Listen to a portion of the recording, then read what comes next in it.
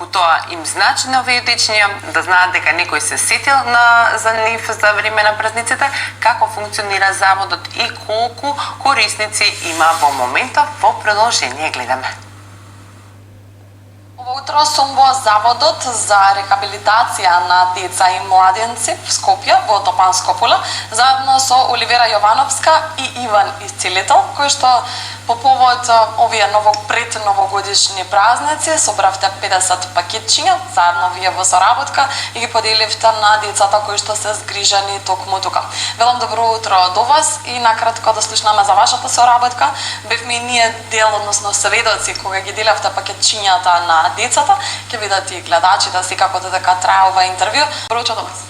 Добро утро, Бисера, добро утро до гледачите на Канал 5. Ви благодариме што ево во ова ладно утро дојдовте и одвоивте време да ги снимите некои од активностите што Сдруженијето Юникон ги прави за поддршка на деца со и деца од социјално загрозени семејства.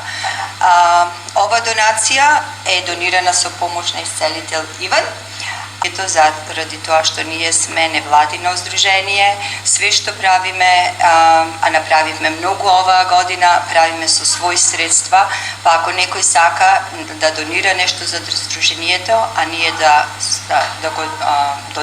го предадеме каде што треба, слободно може да пише на нашиот имейл unicon2024@gmail.com. Дадовте благодарница, односно плакета за благодарност, бидејќи Иван учествува во оваа хуманитарна акција, делување на пакетчиња за дечињата кои што се сместени тука. Иван, како дојдовте во соработка со Оливера и Христијан? Пред се благодарам до вашиот медиум, вие многу ни помагате да види широката јавност и други хумани луѓе да можат исто да го следат нашиот пат, нели, и тие да помагаат.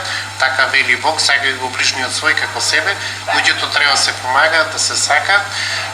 Ова ни е трет пат во ова институција заедно да донираме. Ние се запознаме на еден настан и така дојде до соработка и еве по трет пат да сме живи здрави со Бог напред и во иднина ќе помагаме колку можеме тоа.